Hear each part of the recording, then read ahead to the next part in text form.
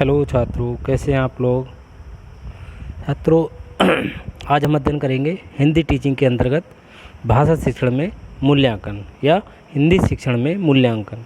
तो सबसे पहले हम बात करते हैं मूल्यांकन की। मूल्यांकन है क्या। वैसे तो मैंने इससे मूल्यांकन संबंधित कई सारे लेक्चर बनाए थे अभी बीएड 4th सेमेस्टर में। आप चाहें तो उस लेक्चर के माध्यम से, वीडियो लेक्चर के माध्यम से सुन सकते हैं। ठीक है, फिर भी मैं आपको इस बताता हूँ इसके बारे में कि हिंदी शिक्षण में मूल्यांकन। तो मूल्यांकन होता क्या है, ये आप देखते हैं मनुष्य या मानव हम लोग हमेशा सदैव ही किसी न किसी उद्देश्य को लेकर के कार्य करते हैं। ये तो सभी जानते होंगे, जो कोई भी कार्य किया जाता है वो किसी न किसी उद्देश्य की प्राप्ति के लिए किया जाता है या किसी न किसी उद्देश्य से ही कोई कार्य किया जाता है। तो उस कार्य में हम कितनी सफलता प्राप्त की है या अपने उद्देश्यों की पूर्ति कहाँ तक की है, ये सब जानने के लिए जिस साधन का जो प्रयोग किया जाता है वो वही एक तरीके से मूल्यांकन अधिगम प्रक्रिया का अंतिम सोपान माना जाता है। ठीक है, तो बालक की अगर हम बात करें शिक्षण में मूल्यांकन, तो बालक की प्रगति की जांच द्वारा की जाती है। यानी बालक ने क्या अचीव किया है, बालक ने कितनी प्रगति की है, एक छात्र ने कितनी प्रगति की है। पहले छात्र ने एडमिशन लिया, प्रवेश लेने के बाद किसी क्लास में पढ़ा, क्लास में किसी कक्षा में अगर उसने प्रवेश लिया है, सपोज दैट कक्षा 8 में अगर बच्चे ने प्रवेश लिया है, तो 1 महीने बाद अगर आप यूनिट टेस्ट कराते हैं या 2 महीने बाद या 6 महीने बाद या पूरा कोर्स के बाद, तो उसका मूल्यांकन किया जाता है कि उसने कितनी प्रगति की है, कितना अचीव किया है, कितनी उपलब्धि प्राप्त की है। ठीक है, तो उस प्रगति की जांच किसके द्वारा की जाती है, मूल्यांकन के द्वारा ही की जाती है। ये एक ऐसी प्रक्रिया है जो संपूर्ण शिक्षा प्रणाली का अभिन्न अंग मानी जाती है और हम मूल्यांकन के आधार पर ही अपनी न्यूनताओं को दूर कर सफलताओं का अर्जन कर सकते हैं। और एक शिक्षक अपने छात्रों में होने वाले व्यवहारगत परिवर्तन के आधार पर ही विभिन्न विधियों के माध्यम से, विभिन्न तकनीकों के माध्यम से, टेक्निक्स के माध्यम से इसका मूल्यांकन करता है। शिक्षा का जो मुख्य उद्देश्य है वो छात्रों के व्यवहार में अपेक्षित परिवर्तन लाना। ये सभी जानते हैं कि शिक्षा का उद्देश्य क्या होता है। ठीक है, तो वो कार्य समाप्ति के पश्चात ये भी देखा जाता है कि उद्देश्य में कितनी उपलब्धि हुई है। उस उपलब्धि का पता लगाना ही मूल्यांकन कहलाता है। मूल्यांकन को कई विद्वानों ने परिभाषित भी किया है अपने अपने शब्दों में। मूल्यांकन शब्द शिक्षा तथा मनोविज्ञान में विभिन्न अर्थों में प्रयुक्त किया जाता है तथा इसको अलग अलग विद्वानों ने विभिन्न रूपों में अपने भाषाओं में अपने अनुसार उसको परिभाषित किया है। जैसे पहले परिभाषा जो दी है, बात करते हैं हम क्लार तथा स्टार के अनुसार। इन्होंने कहा है मूल्यांकन वह निर्णय या विश्लेषण है जो किसी विद्यार्थी के विषय में प्राप्त सूचनाओं के आधार पर निकाला जाता है। ठीक है, यानी मूल्यांकन एक तरह से वह ऐसा निर्णय है या फिर ऐसा एनालिसिस है ना, ऐसा विश्लेषण है जो किसी विद्यार्थी के विषय में प्राप्त सूचनाओं, उस विषय संबंधित जो प्राप्त सूचनाएं हुई हैं, जो डाटा कलेक्शन किया गया है, प्रदत्त डाटा जो है इकट्ठा किया गया है, उसके आधार पर निर्णय किया जाता है। ठीक है, नेक्स्ट है माइकेलिस के अनुसार। इन्होंने कहा है मूल्यांकन उद्देश्य की प्राप्ति की सीमा का निर्धारण करने वाली प्रक्रिया है। इसमें निर्देश को जांचने के लिए शिक्षकों, बालकों, प्रधानाचार्य तथा विद्यालय के अन्य कर्मचारियों द्वारा प्रयोग की जाने वाली सब प्रक्रियाएं सम्मिलित हैं। नेक्स्ट परिभाषा दी है टार, गेर्सन एवं एडम्स। इन्होंने कहा है, यानी टार, गेर्सन एवं एडम्स के अनुसार इन्होंने कहा है कि किसी वस्तु अथवा प्रक्रिया का मूल्य निर्धारण करना ही मूल्यांकन है। यानी इन्होंने शिक्षा में मूल्यांकन से तात्पर्य है कि शिक्षण प्रक्रिया तथा सीखने की प्रक्रियाओं से उत्पन्न अनुभवों की उपयोगिता के विषय में निर्णय देना होता है। नेक्स्ट इसको डिफाइन किया है, परिभाषित किया है डोंडेकर। डोंडेकर ने कहा है, मूल्यांकन से ये ज्ञात किया जाता है कि बालक ने प्राप्त उद्देश्यों को कहाँ तक प्राप्त किया है। ठीक है, तो मेन मूल्यांकन का अर्थ क्या हुआ? मूल्यांकन क्या होता है कि बच्चे ने कितना सीखा है, बच्चे ने कितना, छात्र ने या विद्यार्थी ने कितनी प्रगति की है और कहाँ तक की है। ठीक है, कितना अचीव किया है। तो इसका पता लगाने के लिए जिन साधनों का प्रयोग किया जाता है या विभिन्न मेथड्स का प्रयोग किया जाता है विभिन्न साधनों के द्वारा, चाहे वो ओरल हो चाहे रिटन हो, विभिन्न प्रकार के टेस्ट के माध्यम से पता लगाया जाता है और निर्णय लिया जाता है, उसको मूल्यांकन कहते हैं। मफात के अनुसार, मफात ने कहा है कि मूल्यांकन एक निरंतर चलने वाली प्रक्रिया है तथा ये छात्रों की औपचारिक शैक्षिक उपलब्धि से अधिक है। यही व्यक्ति के विकास में अधिक रुचि रखता है। ये व्यक्ति के विकास को उसकी भावनाओं, विचारों तथा क्रियाओं से संबंधित वांछित व्यवहार परिवर्तनों के रूप में व्यक्त करता है। ठीक है, नेक्स्ट, इसी क्रम में माध्यमिक शिक्षा आयोग 1952-53 में इस आयोग ने कहा था कि मूल्यांकन एक प्रमुख साधन है जिसके द्वारा समाज इस बात का पता लगाता है कि मूल्यांकन अपने दायित्वों को, अपनी जिम्मेदारियों को उचित प्रकार से पूर्ण कर रहे हैं और विद्यालय में अभ्यास करने वाले बच्चों को उचित प्रकार की शिक्षा मिल रही है और वे अपेक्षित स्तरों को प्राप्त कर रहे हैं।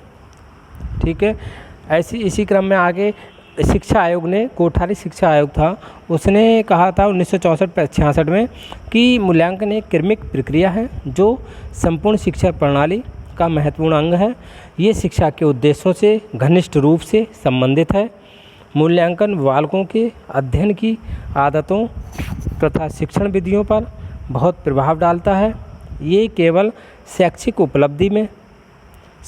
उपलब्धि से मापन में ही सहायता नहीं देता बल्कि उसमें सुधार भी करता है। देखिए, हम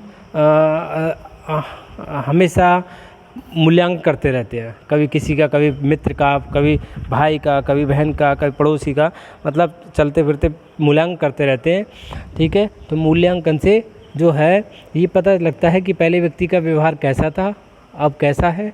तो कहीं ना कहीं हम नॉर्मली देखो बात करते हैं कि अरे देखो कल ऐसा इसका व्यवहार कैसा था, 10 दिन बाद अच्छे माहौल में गया, फिर अच्छी चीज़ें सीखी उसने, तो उसका व्यवहार परिवर्तन हो गया किसी व्यक्ति का, तो वो मूल्यांकन, आपने मूल्यांकन दिया, मूल्यांकन से ही पता लगता है। ठीक है, इसी क्रम में आगे हम बात करते हैं मूल्यांकन के उद्देश्य। तो मूल्यांकन के उद्देश्य क्या है? शिक्षा का जो उद्देश्य है बालक का सर्वांगीण विकास करना है, ये सभी जानते हैं। बालक का शारीरिक, मानसिक, बौद्धिक, सामाजिक, चारित्रिक, नैतिक, सांस्कृतिक तथा बोधात्मक क्षमताओं की जांच करना ही मूल्यांकन है।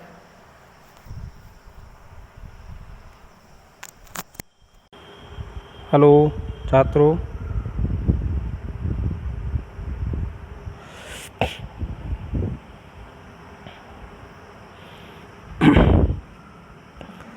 क्या बात कर रहे थे हम?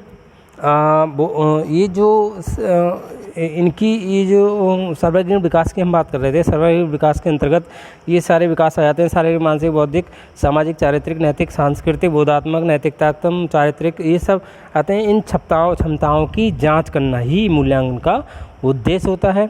मूल्यांकन सदैव उद्देश्यों पर ही आधारित होता है, इसलिए मूल्यांकन से पूर्व उद्देश्यों का ज्ञान अति आवश्यक होता है। ठीक है, कुछ पॉइंट्स हैं, इनके आधार पर पता लगता है कि हाँ इसके उद्देश्य हैं। पहला उद्देश्य है जैसे बालक की समस्त उपलब्धियों का पता लगाना है। बालक ने कितनी उपलब्धि प्राप्त की है, कितनी प्रगति की है, अपने क्षेत्र में, अपने व्यवहार में कितना परिवर्तन किया है, उसका पता लगाना मूल्यांकन का उद्देश्य है। और बालक के व्यवहार संबंधी परिवर्तनों की जाँच करना भी मूल्यांकन का उद्देश्य है। छात्रों की कमजोरियों का निदान कर उपचार करना हेतु सुझाव देना भी मूल्यांकन का उद्देश्य है। ऐसी भाषा शिक्षण में बच्चे के अंदर व्याकरण से संबंधित, विभिन्न शब्दों के कठिन निर्माण शब्दों से संबंधित कमियों का पता लगाना और उनको दूर करना, उनको एडवाइस देना, बच्चों को समझाना, निर्देश देना। ठीक है, ये इसका उद्देश्य है। उनके स्तर के अनुसार, छात्रों के स्तर के अनुसार उनको विभाजित करके वर्गीकृत करके उनको निर्देशित देना मूल्यांकन का उद्देश्य है। मूल्यांकन का उद्देश्य विधियों के चयन हेतु सुझाव देना भी है। कौन सा मेथड्स कब यूज किया जाता है, मूल्यांकन से का ही उद्देश्य होता है, मूल्यांकन से ही पता लगता है। सपोज दैट आप एज ए टीचर क्लास में पढ़ा रहे हैं, एक शिक्षक जब क्लास में पढ़ाता होता है तो उस कक्षा में किस लेवल के बच्चे बैठे हुए हैं, तो उन बच्चों के लेवल के अकॉर्डिंग ही वो वहाँ पर उस मेथड्स का यूज करता है। ठीक है, तो वो जो मेथड्स का यूज करता है उसको लेवल कैसे पता लगता है, किस स्तर के बच्चे वहाँ बैठे हुए हैं, तो वो स्तर का पता लगता है मूल्यांकन से। ठीक है, तो ये स्तरों का पता लगाना मूल्यांकन का ही उद्देश्य है। ठीक है, और बालकों को अपने गुणों व कमियों को जानने में सहायता प्रदान करना। मूल्यांकन का उद्देश्य संपूर्ण पाठ्यक्रम की तैयारी हेतु प्रेरित करना, और इसका उद्देश्य है बालक की जो विषयगत कमजोरियां हैं उनका ज्ञान प्राप्त कराने में सहायता देना है। ठीक है, इसी क्रम में अगर हम बात करते हैं आगे मूल्यांकन का महत्व या आवश्यकता क्यों होती है, तो मूल्यांकन का महत्व जैसे वांछित उद्देश्यों की प्राप्ति में सहायक, पहला पॉइंट है। ठीक है, कुछ पॉइंट्सों के आधार पर अध्ययन करते हैं। पहला पॉइंट है वांछित उद्देश्यों की प्राप्ति में सहायक। ठीक है, तो यहाँ पर शिक्षण से पूर्व शिक्षण उद्देश्यों का निर्धारण किया जाता है, सभी जानते हैं लेसन प्लान के अकॉर्डिंग, हालांकि आपकी टीचिंग नहीं हुई है। जो जब टीचिंग की जाती है उससे पहले एक शिक्षण उद्देश्यों का निर्धारण किया जाता है, तो जिनका मूल्यांकन छात्रों के व्यवहार परिवर्तन के आधार पर किया जाता है, कि छात्रों में जो हमने उद्देश्य शिक्षण से संबंधित जो उद्देश्य बनाए थे, लिखे थे, ठीक है, कि हमारा ये उद्देश्य था, वो उन उद्देश्यों को पूरा किया गया नहीं किया गया, कि वो कहीं ना कहीं छात्रों के जो व्यवहार परिवर्तन के आधार पर ही उनका मूल्यांकन किया जाता है, पता लगाया जाता है, और इसीलिए मूल्यांकन की अति आवश्यकता होती है, इसका विशेष महत्व होता है। नेक्स्ट है प्रगति का ज्ञान, तो इसमें छात्रों ने कितना और किस स्तर का ज्ञान प्राप्त किया है, इसका ज्ञान मूल्यांकन द्वारा ही संभव है। मूल्यांकन की विभिन्न प्रविधियों द्वारा इसका ज्ञान प्राप्त किया जा सकता है कि छात्र ने विषय में कितनी प्रगति की है, कितनी प्रगति की है। ठीक है, इसका पता लगाने के लिए मूल्यांकन की आवश्यकता होती है, विशेष महत्व होता है इसका। नेक्स्ट है पुनर्वलन प्रदान करने में सहायक। देखो, पुनर्वलन रेनफोर्समेंट देना, आप रेनफोर्समेंट या फिर किस कहते हैं मोटिवेशन करना कब करेंगे, किसी को कब गाइड कब किया जाता है, जब उसके बारे में पता होता है कि ये व्यक्ति गलत कर रहा है, ये व्यक्ति ये उसमें ये कमी है, तो उस कमी को दूर करने के लिए वो मतलब उस कमी का पता लगाने के लिए किसकी आवश्यकता होती है, मूल्यांकन की। तो मूल्यांकन से उस कमी का पता लग जाता है और उसको गाइड किया जाता है, सही है, उसमें सहायता प्रदान है, उसको बच्चों को या किसी छात्र को पुनर्वलन देने में सहायता प्रदान करता है मूल्यांकन। नेक्स्ट है व्यक्तिगत कमजोरी तथा योग्यता का ज्ञान प्राप्त करने में सहायक। तो जो व्यक्तिगत बच्चे की कमजोरी है, ठीक है, वो किसी भाषा के किस पक्ष में कमज़ोर है, किस में निपुण है, इसके द्वारा ही छात्र का विषयगत दुर्बलताओं का ज्ञान हो पाता है। मूल्यांकन द्वारा ही पता लग पाता है कि बच्चा लिखने में दक्ष है या पढ़ने में दक्ष है, लिखने में कमज़ोर है या पढ़ने में कमज़ोर है। ठीक है, वो उसकी व्याकरण कमज़ोर है या फिर शब्दों को कठिन निर्माणों को बोल नहीं पा रहा, तो इसका पता लगाने के लिए मूल्यांकन की आवश्यकता होती है, इसलिए इसका विशेष महत्व माना जाता है भाषा शिक्षण में। ऐसे निर्देशन में सहायक हो गया। भविष्य का आधार, देखो भविष्य का आधार कहीं ना कहीं मूल्यांकन द्वारा ही पता किया जाता है। मूल्यांकन द्वारा ही छात्रों को विभिन्न वर्गों तथा श्रेणियों में विभक्त किया जाता है और मूल्यांकन द्वारा ही प्राप्त अंक ही भविष्य में उनकी प्रगति का आधार बनते हैं। मूल्यांकन के द्वारा जो प्राप्त अंक होते हैं वो कहीं ना कहीं उसका बेस बनते हैं, आधार बनते हैं फ्यूचर में, भविष्य में प्रगति का। ठीक है, शिक्षक के लिए भी लाभदायक होता है। शिक्षक के लिए कैसे लाभदायक होता है, अभी देखो पिछले पॉइंट्सों के आधार पर मैं बताया आपको कि एक टीचर जब क्लास में पढ़ाता होता है तो उसको जो वहाँ मूल्यांकन द्वारा ही पता लगता है कि किस लेवल के बच्चे बैठे हुए हैं या संपूर्ण जो विद्यालय में बच्चे हैं किस लेवल के हैं, किस में कितना ज्ञान है, किस में परिवर्तन, कितना वांछित परिवर्तन हुआ है, व्यवहार में वांछित परिवर्तन हुआ है, कितना कहाँ तक हुआ है, कितना नहीं हुआ है, ये सब मूल्यांकन द्वारा ही पता लगता है। ठीक है, और अध्यापक ये भी जान पाता है कि किस आधार पर वह अपने शिक्षण में सुधार कर सकता है। ठीक है, क्योंकि यदि छात्र समूह में कोई त्रुटि करते हैं तब हो सकता है वह शिक्षण से ही प्रभावित हो। नेक्स्ट है पाठ्यक्रम में संशोधन संभव। तो पाठ्यक्रम में संशोधन अगर जो किया जाता है, अपडेटिंग होती है, वो कहीं ना कहीं मूल्यांकन के द्वारा ही की जाती है, इसलिए इसकी मूल्यांकन की भाषा शिक्षण में बहुत अति आवश्यकता होती है।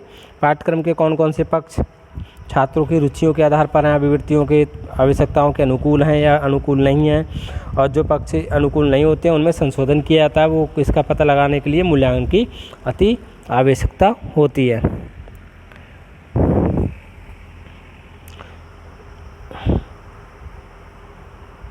ठीक है छात्रों, नेक्स्ट हम बात करते हैं इसके प्रकार की।